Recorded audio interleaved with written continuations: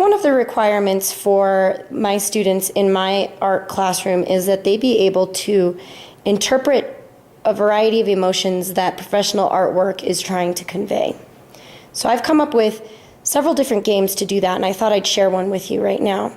This one is called the Emotionally Puzzling Game, because we are working with puzzles and also thinking about the types of emotions that paintings are supposed to convey.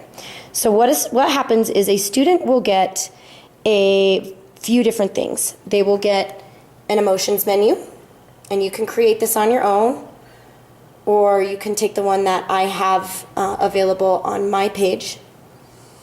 They will need a whiteboard, and they're working in pairs, a dry erase marker, and a puzzle that you've created. I just get pictures off of the internet and print them out in color and cut them up for the students to use. And what they do is they look at the different puzzle pieces and they examine the various elements that they can see, such as line, any principles of design like rhythm or pattern.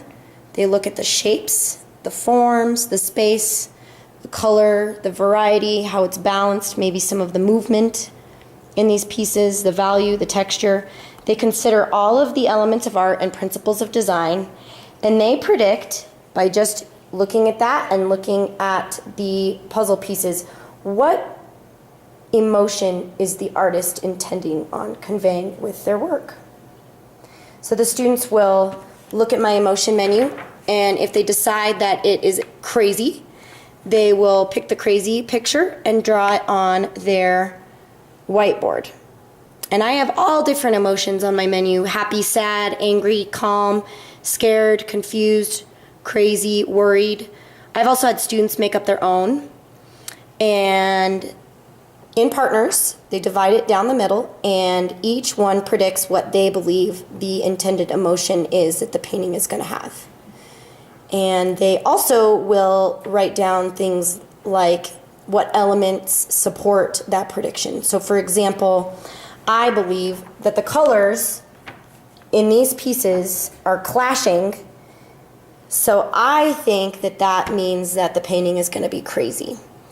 So I'm going to agree with John and draw my crazy face, and then John and Kate are going to put their puzzle together. Once the puzzle is put together, they look and see, were their predictions right? Were they wrong? This is the finished piece here. To me, I think both of them were right.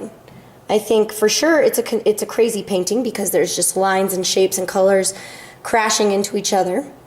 But I also like Kate's idea that it's confusing, because sometimes when shapes are going all over the place, that might indicate confusion as well.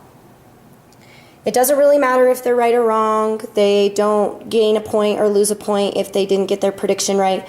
It's just a practice run to see if they actually can look at the elements in broken down pieces of paintings and predict what emotion is the artist intending on conveying in their work.